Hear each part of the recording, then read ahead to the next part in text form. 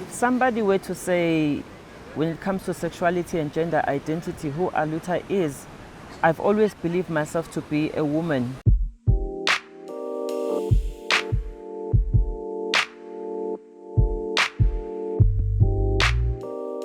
So right now I say I'm a trans woman. So I'm a transitioning woman because I'm still in the process of becoming a full woman with my tits and vagina and the whole process.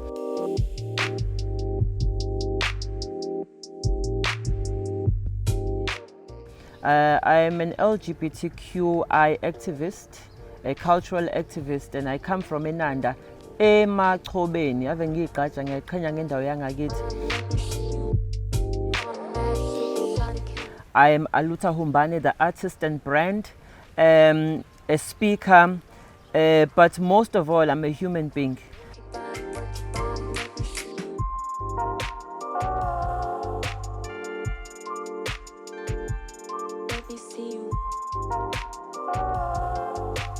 You know, it's one thing in the house when you are growing up as a child. There's pretty much no sexuality. And you know, so at that point everything was just smooth and lovely.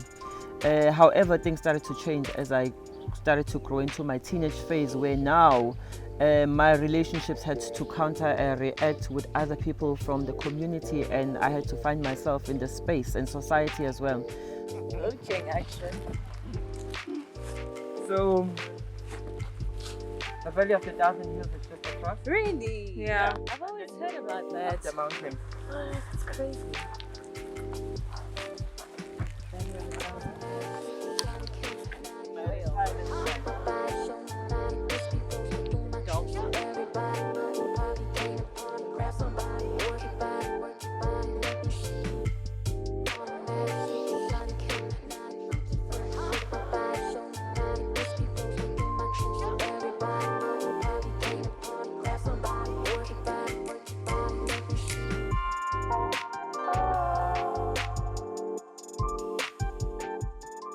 Well, my dad is Mozambican. His father is from Mozambique. They came here long time before my dad was born, and then met my mom, obviously. My father comes from a Christian background, where back at home in Mozambique there's a church.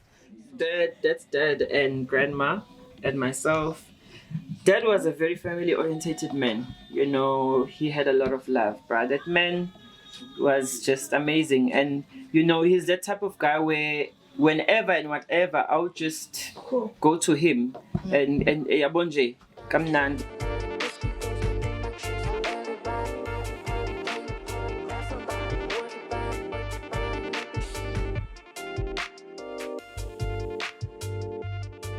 My childhood was quite a happy childhood. My mom is very loving. However, I think she faced a lot of challenges in life, which subsequently poured out into how she behaves.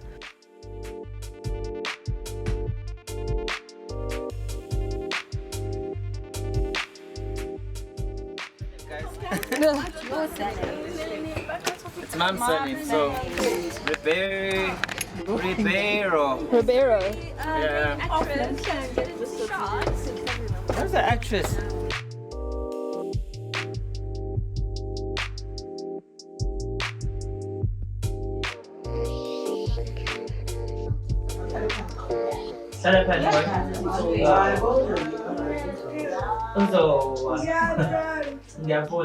ngitshelile ukuthi uzohamba ukwenza i-exchange. I didn't say anything. Isikhathi esiningi ngiyalalela ngiphendule, ngoba ngizoze ngiphendule ngingayi ngakule mpendulo oyidingayo. So I just listen, and so hambile wabuya, ngaba around. As I grew up and I started to explore my sexuality and I started to becoming me, it got to a point where it confused her. And I think it reached a point where she was afraid. Because remember, having a trans or LGBT gay person child is not just about them, but it also becomes a whole family issue. You don't come out only by yourself, but you also bring your family out. Meyichoze leyo ndlela uchize leyo ndlela. As for ifamily, abantu abakutsheli indlela abacabanga ngayo. So I think banama-views awo. Hey, man. Ngikhuphele mina. Phambi kwekamera, ithole ikamera ukuthi ngikhuphele. He's gained weight. A lot of it. She. Get my gender pronoun right. It takes some time. You have to get used to it. It takes time to get used to. Yeah, but like izijwayezeni. Take the time. Ngimind the progress kakhulukazi. So ngoba he didn't turn out to be into engenalutho waqhubekela phambili even in that position. To me, akukho engakushintsha. As I've said, ngiphilile impilo yami. It was designed for me. Maybe that life is designed for him. I had a very terrible relationship with my mom. Wayidila kambi nayo indlela yesexuality.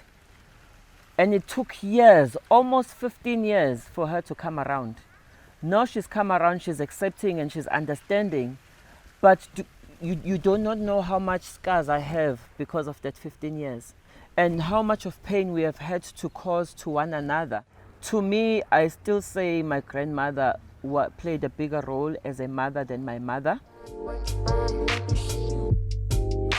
Me and my current boyfriend, whom I love the most, and he loves me, but he's such a traditional man, and umndeni wakhe has such high expectations of ukuthi uyena firstborn, so bakholelwa ukuthi kufuneka azale, kufuneka abe nezingane, kufuneka ashade nomuntu wesifazane. So whenever we are together, it's like this beautiful relationship, but the relationship yethu iphelele endlini, because makaphuma la endlini, he has to now assume a role of fitting in, and for him it's still a very new thing to try and adapt. Akafani nami who's lived impilo yakhe kanje. For the first time when it was my first surgery doing the orchidectomy. The orchidectomy, for people who do not know, is the castration or removal of both testes. Well, I did a bilateral, which means I removed both testicles. You're checking for them out there, they ain't there. So it was like giving birth, bruh, because I had this epidural needle where abantu besifazane who are about to give birth had to go through the shot that just went down my spine. I got paralyzed. When you have a vagina, are you going to name it? Yes. What are you going to name it? No, come on. I'm a guy, no. Like my big girl. For now, it's just big girl. When I removed the testicles, it was to me to say, I've been trapped in this body for too long. I do not want anything that is going to remind me of male, both from a psychological perspective and both from a biological perspective, where hamba, mabola, hamba, gone. I remember when I finished the surgery, Usazi was like, so did you take your balls? And I'm like, dude, they can do whatever they want to do with them. Because I wouldn't have traveled 8 hours to Umtata just to have something removed and then take it back as a souvenir. Nah, they can keep them. So having removed the testicles was the beginning journey for me becoming a full-grown. I'm a grown woman. I can do whatever I like. You know, that song kept resonating when I was on the surgery bed.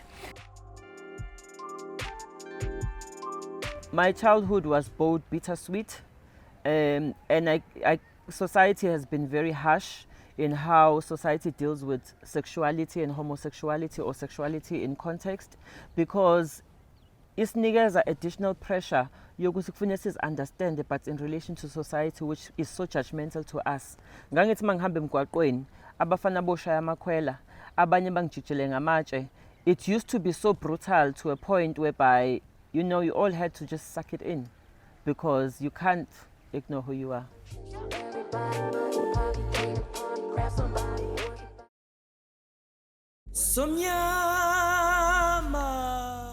I think I'd really taken a beating from society and what society expects from me as a trans woman. It's very difficult when you're a trans woman because people expect that you must be manly. For one, at school I was expected, I remember the first week when I started teaching, my principal called me to the office and said, Aluta, you need to dress up in dark colors. Because I would wear this color blue, a chino and a light blue shirt. And somehow I was just being pushed into the corner to say, submit, conform, and obviously society as well. As a trans woman, when you come out there, you looked at from a perspective like, okay, you are a boy, but you're dressed as a woman. Part of the world transitioning standards requires that from the time we start the process of transitioning, we need to undergo a psychological observation and monitoring. So through psychotherapy, I'm able to then engage with my psychotherapist, and then he is able to prepare me for my journey and keep me in check, because every now and then dysphoria does kick in. You know, there are moments where I just get depressed, you know, and I just feel like I don't want to see anybody, you know. And there are moments whereby I'm also excited, and part of that excitement arises from the fact that I'm coming into my truest self. I'm becoming the woman that I've always seen in my mind.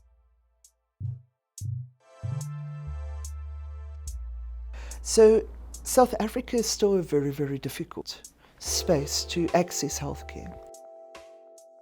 When a person comes to me, quite often they are still trying to find out what it means to be trans. So they've heard the word and it fits nicely. But quite often during the first session, they would still say, you know, I'm gay, but I'm a woman. And then usually we start sitting down and we just start teasing out what is sexuality, what is sex assigned at birth, and also what is gender identity and gender role. So we start looking through that and we start understanding that. From there, we usually then look at how do I perform gender? How do I live my gender? How do I present in the world? And how do people see me? And how do I interact with others? So we engage with that. And we start then exploring, how would a social transitioning be? Is it possible? How am I going to go to work and speak to my boss about it? That I want to wear makeup. I want to look myself there. In my mind, I've always been female. Everybody called me Umama. In primary school, they call me Umama. At high school, they call me Ugogo. My community calls me Ugogo because I'm very assertive. I'm motherly as well. Didn't you tell me when you were young and you were playing house, you would always be more in the female role? Yeah, no, I was the mother. The boys also used to also see me as a mother. They never saw me as a man. So the kids were all accepting you there playing those games. The funny thing about when we're growing up, we all don't understand our sexuality, I think. Well, gender. Pardon? Our gender. And sexuality. And sexuality as well. But as we grow up, we are then boxed into categories because of what we see as being accepted and a norm.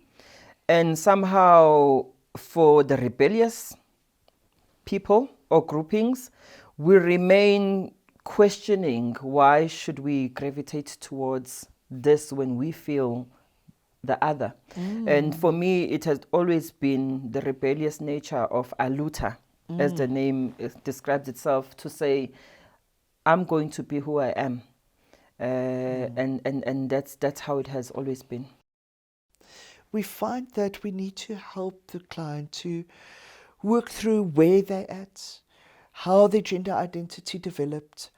We have to look at the risks that's there from a psychosocial side. So if I go out and I present the person I am, how would my family, how would my community accept me?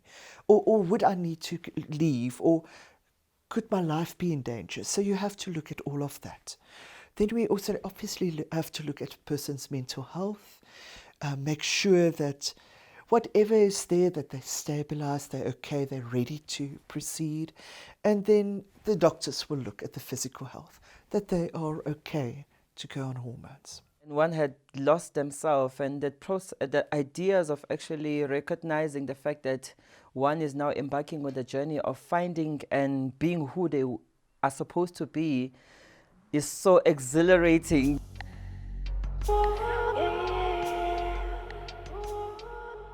So what gender dysphoria is the stress and the depression that people experience when they look at themselves, their body, and it does not fit their gender identity. So quite often people would say, you know what, if I look in a mirror, what I see there and what I know in myself, my mental image, that's not the same. And that gives me a lot of anxiety or a lot of stress. That is the dysphoria we're talking about. I think I was fading. I think that's the perfect word to use. In fact, when I think about it, I get emotional because it takes me back to the emotions of what I was going through. This whole documentary is just making me feel very emotional all over again, eh? It's like opening old wounds. I was really depressed. I just resigned from work in 2017 because I felt like I was not coping. Socially, where I was working as a teacher at a high school, I had a very good relationship with my learners. However, it was different with the staff and society and the expectations, you know. And all of that in a period of 5 years that I was teaching was starting to weigh me down. At that point, for I think about a year, I even stopped taking pictures. I was avoiding pictures. And I had a very good excuse because at that point I was doing a lot of photography work. So I always yes. You could be behind the camera. I'm behind the camera. Let's push the boundaries and see how we go. Did people think you were gay? When we started finding our own identities, we knew that we were gay. There was just gay and there was lesbian. And that was it. And I guess the straight people. But as we grew up and the more we got informed and the more research that was done and more we got to read, we found out there's LGBTQIA, which means now lesbian, gay, bisexual, transgender, intersex, queer, other. And then asexual, agender and bigender, bisexual. You see, I think education is key in the end. Without education, this is not going to work. But education needs to go from literally preschool right up to the older folk already being in their kind of constructions and their ideas. Literally into our communities out there and start teaching on different forums, on grassroots level, what all these terms are and what is the understanding of this. But also very strongly that it is again not just a Western perspective that comes through, that it can also be decolonized and comes also from our roots. And there it is so wonderful to take the hands of all our communities, even to ask ourselves, but why do our little kids in pre-primary already have to be so aware of this is a little boy and a little girl? To even start there and start asking ourselves, why must my kid play with certain things? Why must my child wear certain things? Those are the kind of things that we need to challenge. And that we can do not only as professionals, but as parents of kids, as the grandparents saying, but this is not working. And start changing where we work on a daily basis with these small little tweaks that we do. If you're looking at having a vaginoplasty, you are looking at about 200,000 to 300,000, including the labiaplasty. So, you know, the whole transition process, it is so draining. If we look at the private side, it's much easier, except then you need the money. Because even if you're on medical aid, most medical aids won't pay for the hormones, they won't pay for surgery. And surgery is a lot. So let's say for top surgery, for a trans man, we're looking at bottom line around about 75,000 that person will have to pay in cash. So it is quite expensive to be a trans woman, and I'm hoping with the activism work that we are doing, you know, all these medical aids and government is going to come to a realization that putting it or categorizing it as a cosmetic category is not so conducive for our mental states. Because now when we're looking at what it does to us mentally in terms of depression and the very high increased suicide rates, then you then have to begin to look at it from a perspective where you realize it's a pandemic and it needs to actually be reviewed and taken quite seriously.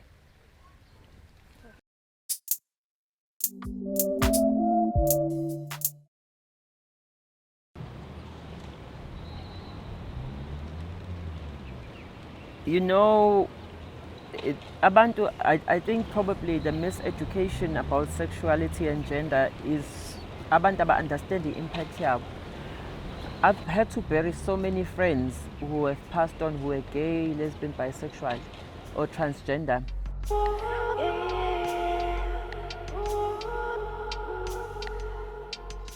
And the most painful thing was that, and some of them we grew up together, was that all of them are isolated. We live a very lonely life. Uthola ukuthi sesiyongcwaba umuntu and umndeni wakho amgcina 10 years ago because they were never accepting. I love you, Mzama, I love you.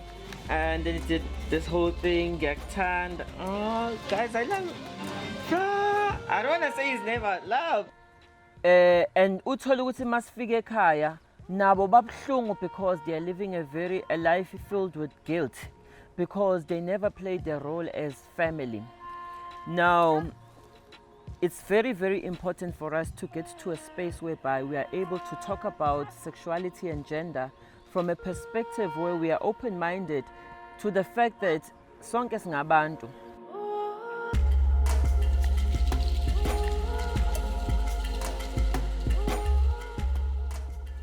Government, institution, religion needs to start looking at this issue or topic from a humanistic perspective where we identify everybody as a human being and where we identify everybody as having an opportunity to live. A fist up to the LGBTQIA community that we've lost, however, that is there as the flower of the nation. Thank you so much, ladies and gentlemen. Because in that way, it's going to prevent a lot of social ills where, you know, abantu abaningi bayaphuza bayadakwa because of certain issues, and some of them are related to gender and sexuality. I'm not saying that it's just only those childhood traumas that exist, but when it comes to these sensitive issues, we also want to become part of the community. We also want to become part of society. All right, so today we're live at the Durban Pride 2019. And I'm here because, number one, I'm here to perform and share my music, which come from the space where I represent trans issues and trans narrative. However, the most important thing that I'm also here for is just to coexist with my fellow LGBTIQ plus community, because Pride is such an integral part of our lives. It's that one particular day where we can get to be ourselves, all in unison, and get to share in our sexuality and gender without any discrimination whatsoever. So Pride is that one day for me where we really experience freedom. And when I talk about freedom, I mean, I'm talking about girls walking up in their bums, auntie, and it's just lovely. So that's the main thing about Pride that I love, is that everyone here, even you are suppressed, you're coming from a background where family is not accepting, this is the one place where you and your friends can just go wild and just be. So that you can get it moving and be part of our music. Then immediately after that, then we can do iNdanda. So us trans women eat, auntie. We eat, auntie. We can eat the whole chicken by ourselves and we think we are done. We started, auntie. I'm a friend of Aluta's. We've been friends for the longest time, since primary. Oh, before the Aluta movement began, for me, Aluta initially was Melvin, Mtembu. It was Dara. But I think when you have this thing, which will be Spontaneous. no, besides it was spontaneous, but will be in the zone, yabo, and you. About London and Petaban. But Again, court. EQ will be. Again, court EQ. Wait, when we court about Q. Gabon, what did you bring it up? Yeah, over you're like in the zone and you're like going and whatever. So there was a period in our lives where we were apart, and the time when we got together, you know, the Aluta thing had begun, and for me it was really hard because for one I had to deal with the fact that at first I thought that I had lost a friend because I had all these ideas. Okay, my friend, we are going to conquer the world, you know, women and all those guy things, and for me to find out that Aluta is going through a change, actually, like finding herself, for me it was kind of like hard to digest. Being straight and being ostracized, I've been getting a lot of grief from guys. I felt like I was being grinded by most of the guys because they had this thing where they felt like, okay, I am gay, and the reason I'm in the MMA field is so that I can attract guys, because most of the things that we do incorporates getting physical and things like that. So for them, they looked at me as a person who enjoyed being physical with men, where as such it's more of a sport for me and a passion. Fighting is a passion, and it's something that I love, and people don't understand that, okay, you have a gay friend and you're playing the sport, so why are you really doing this? Because now you are supposed to be a man, you're supposed to be like the standard man who doesn't allow any. They refer to homosexuality as something which is off limits, something which is against what normal society actually believes a man should be, because we are brought up to believe that as men we are supposed to carry out our family's legacies and, you know, to further the name, the family name.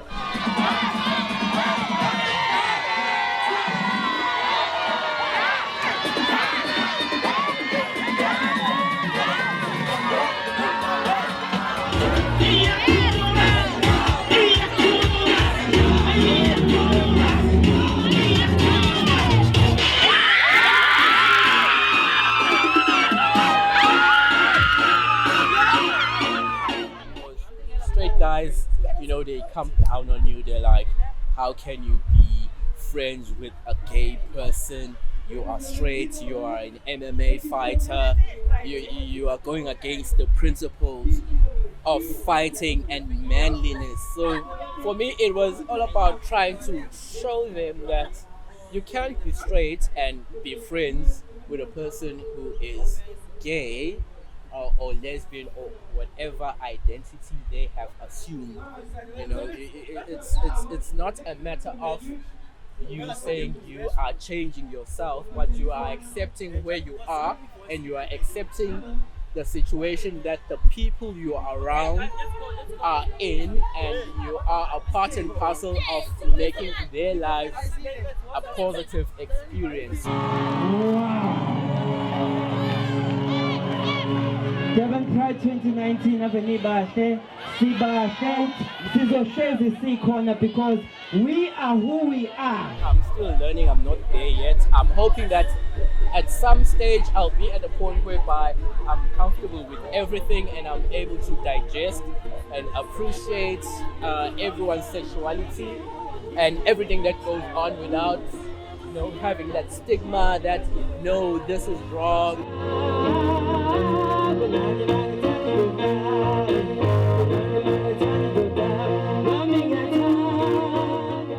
One thing I can also mention, being here for one is an experience for me. It's an eye opener because it's the first time being in a setup which embraces sexuality in this kind of a way. So this is for me one more step in the right direction in terms of understanding my friend, not judging per se, but actually trying to get myself in her shoes and understand what she is going through as a person and trying to be there as a friend as best as I possibly can. Thank you very much. My name is Aluta Umbane Gyabonga.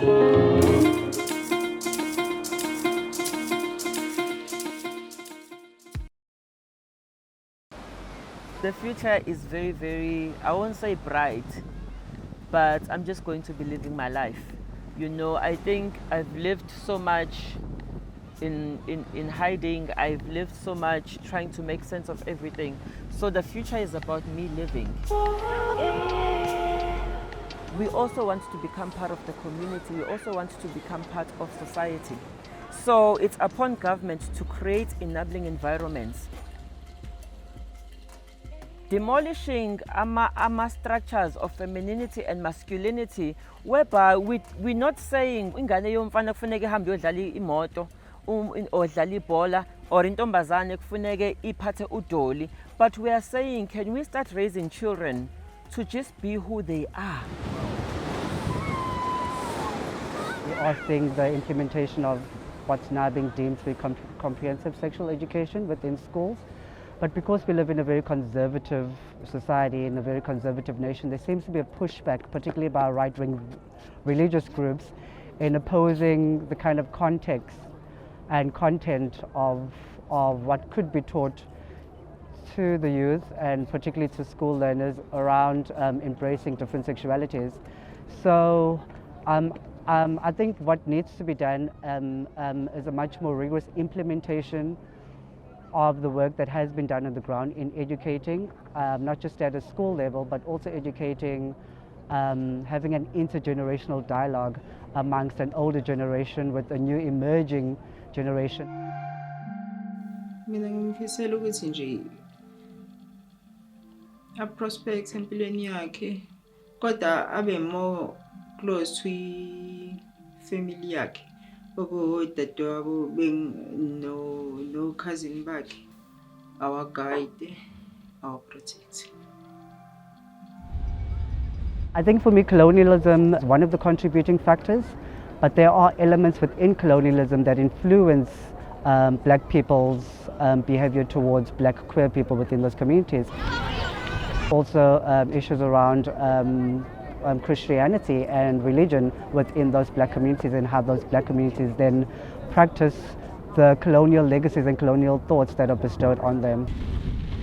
So to deem that being queer within an African setting is un-African, I think is rubbish, and I think black people therefore need to change their psyche to be much more inclusive and holistic of queer people as being human beings and have a much more humane Ubuntu spirit of embracing people's differences. Taking the time to actually listen to Aluta speak and share in the experiences that she has experienced, the sorrows, the joys, I've come to realize that as much as we are different, we are all human, and you know, we have this common ground which I feel that we should explore instead of being judgmental. Get to know the person as the person before, you know, analyzing whatever you may like to analyze about them. But I think being genuine and being truthful to yourself is like key. For me, it's like key. So yeah. So there are different layers in unpacking the different issues that queer people experience, and particularly black queer people. And I keep mentioning this and being very quite explicit about why I separate queerness from a racial perspective, because black people do not have are not afforded the same economic opportunities as white queer people within communities. So there seems to be a form of social security for the different racial groups, and for me, black people do not have that social security, whether in a social setting, whether in an economic setting, or whether in a political setting. I've now acquainted myself more in terms of the gender spectrum, that the gender spectrum goes beyond just the acronym of LGBTIAQ+, but the fluidity amongst that spectrum is quite vast, and I think this is what people should really understand and grapple with. Being a queer feminine man doesn't necessarily oblige me to be attracted to a queer masculine man, and I think that's where the fluidity goes into,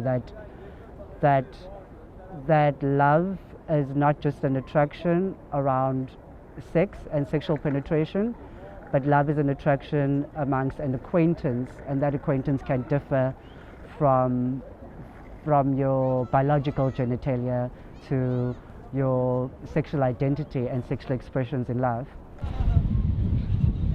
It's my sexual identity, the way I perceive myself to the public. So the way I perceive myself to the public would be as a feminine queer person.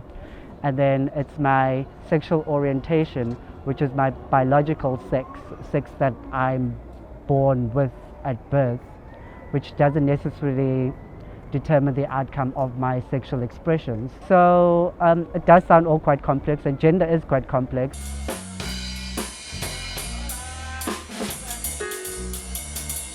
Right now it's about the hustle, building an empire for myself and representing the community. But I would love to really settle down with a lovely husband and have a child and raise children. So I'm looking at the future as a mother, I'm looking at the future as a social reformer, I'm looking at the future as a person who's going to be able to just live their life both as a human being, as a full-grown woman. That journey is so beautiful because now coming into my truest body, I'm more confident. So looking into the future, we're looking at Aluta taking over the world. When I say taking over the world, but not necessarily being dominating, I hate power relations, but asserting and sharing my knowledge and experiences with the world community so that they can begin to understand what is happening on the ground.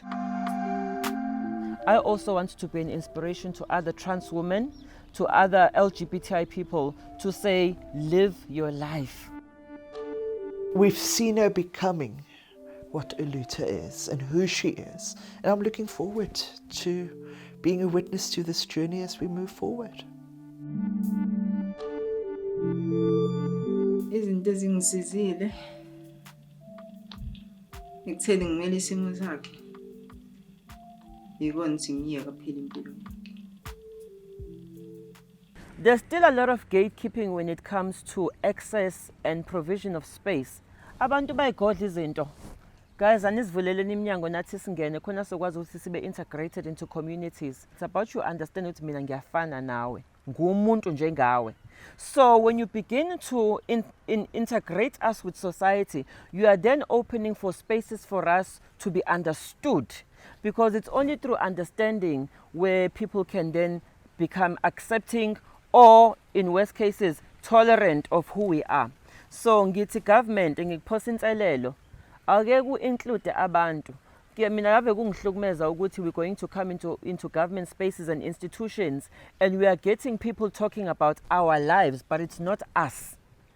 I'm glad that for a change, you guys like filmmakers as well are actually getting me as a trans woman to talk about my story and not getting your research from research papers where a person has done their interviews and they're not engaging me as a trans woman and my experiences.